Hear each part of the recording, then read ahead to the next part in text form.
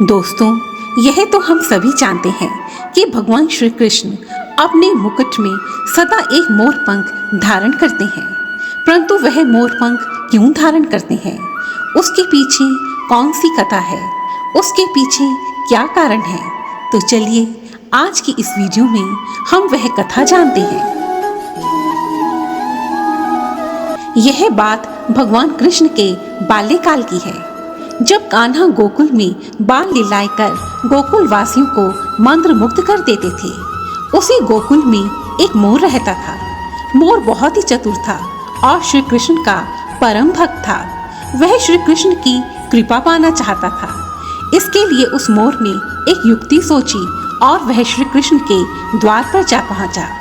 जब भी श्री कृष्ण द्वार से अंदर बाहर आते जाते तो उनके द्वार पर बैठा वह मोर एक भजन गाता। मेरा कोई न सहारा बिन तेरे, गोपाल सावरिया मेरे, गोपाल सावरिया मेरे। इस प्रकार वह मोर प्रतिदिन यही भजन गुनगुनाता रहता। एक दिन बीत गया, 2 दिन हो गए, 3-4 दिन, इस प्रकार 1 वर्ष व्यतीत हो गया।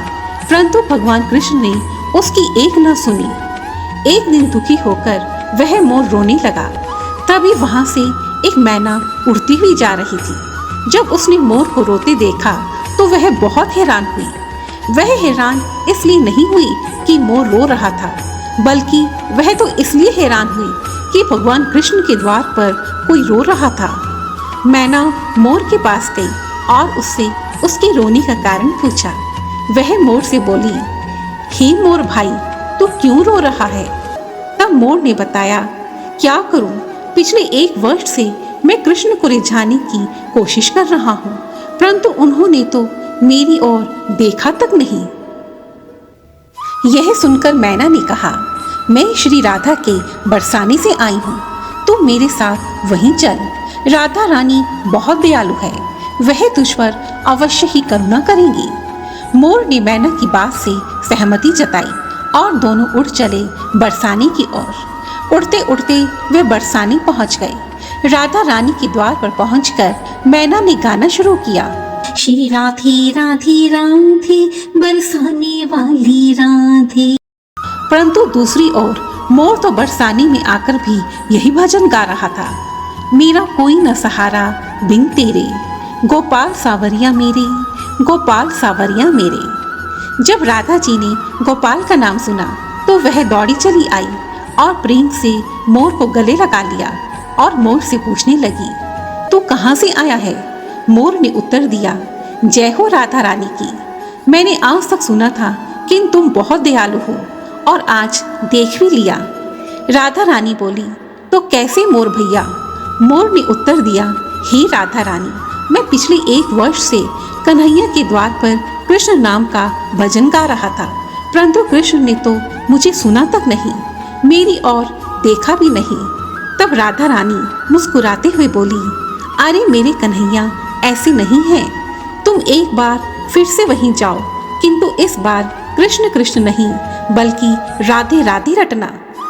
मोर राधा रानी की बात सुनकर लौटकर गोकुल वापस आ गया।